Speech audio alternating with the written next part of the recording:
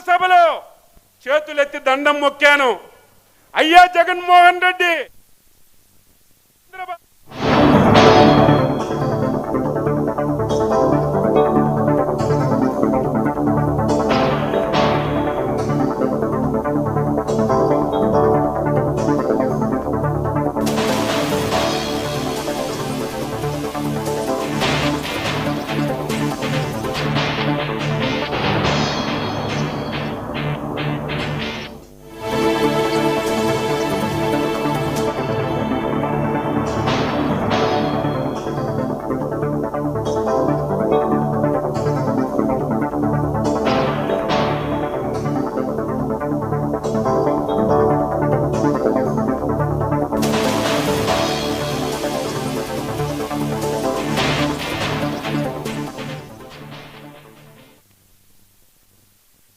చూస్తున్నాం. తాను రాజీనామా లేఖ సమర్పించానని, పార్టీ ఏ బాధ్యతలు ఇచ్చినా స్వీకరించడానికి సిద్ధంగా ఉన్నానని సిద్దిరామయ్య అన్నారు. ప్రస్తుతం గవర్నర్ బెంగళూరులో లేరని, గవర్నర్ అందుబాటులో లేకపోవడంతో రాజీనామా లేఖను గవర్నర్ కార్యదర్శికి ఇచ్చానని తెలిపారు సిద్ధరామయ్య.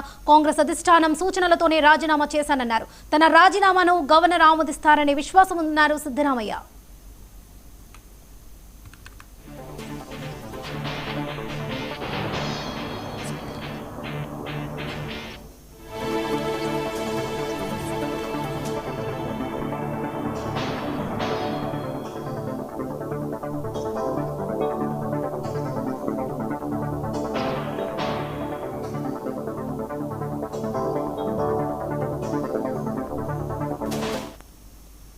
తనకు ముఖ్యమంత్రిగా చేసే అవకాశం కల్పించిన ప్రజలందరికీ ధన్యవాదాలు తెలిపారు సిద్ధరామయ్య. రైట్, ఇదే విషయానికి సంబంధించి పూర్తి అప్డేట్స్ మా ఢిల్లీ బ్యూరో చీఫ్ నవీన్ అందిస్తారు. నవీన్.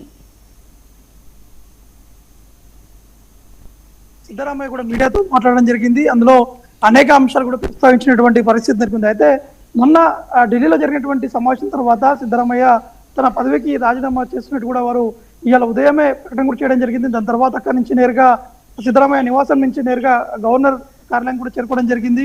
గవర్నర్ కార్యాలయంకి వెళ్ళి అక్కడ తన రాజీనామా లేఖని అక్కడ ఉన్నటువంటి గవర్నర్ కార్యదర్శి కూడా రాజీనామా లేఖని కూడా ఇచ్చినటువంటి పరిస్థితి నెలకొంది. అయితే గవర్నర్ ఈరోజు బెంగళూరులో లేకపోవడం వల్ల ఆ రాజీనామా లేఖ అనేది ఆ సెక్రటరీ కూడా ఇచ్చినటువంటి పరిస్థితి నెలకొంది. ఈరోజు రాత్రి వరకు గవర్నర్ బెంగళూరు కూడా చేరుకునేటువంటి అవకాశాలు ఉన్నాయి. గవర్నర్ తన రాజీనామాను కూడా ఆమోదిస్తారని చెప్పి ఆ నమ్మకం నాకు ఉందని చెప్పేసి కూడా ఇటు సిద్ధరామయ్య మీడియాతో మాట్లాడుతున్నటువంటి సమయంలో ఈ అంశాలని ప్రస్తావించినటువంటి పరిస్థితి నెలకొంది. అయితే సిద్ధరామయ్య కొన్ని అంశాలు కూడా ప్రస్తావించడం జరిగింది. అధిష్టానం నాకు ఇన్ని సంవత్సరాల పాటు నాకు ఈ అవకాశం ఇవ్వడము చాలా సంతోషంగా ఉంది. ఇప్పుడు డీకే శివకుమార్ ముఖ్యమంత్రిగా కూడా కాబోతున్నారు. ఇటు ఇంకా అధిష్టానం తీసుకున్నటువంటి నిర్ణయాల మేరకే మీరు ముందుకు కూడా వెళ్తానని చెప్పేసి కూడా సిద్ధరామయ్య చెప్పినటువంటి పరిస్థితి నెలకొంది. అంటే సిద్ధరామయ్య కర్ణాటకలో దాదాపు 8 ఏళ్ల పాటు, అంటే మొదటిగా 5 ఏళ్ళు పూర్తి చేసుకున్న, దాని తర్వాత గ్యాప్ వచ్చింది. దాని తర్వాత మళ్ళీ ఈసారి కాంగ్రెస్ ప్రభుత్వం వచ్చిన తర్వాత 3 ఏళ్ల పాటు సిద్ధరామయ్య అధికారం ఉన్నటువంటి పరిస్థితి నెలకొంది. ముఖ్యమంత్రి హోదాలో ఉన్నటువంటి పరిస్థితి నెలకొంది. కర్ణాటకలోనే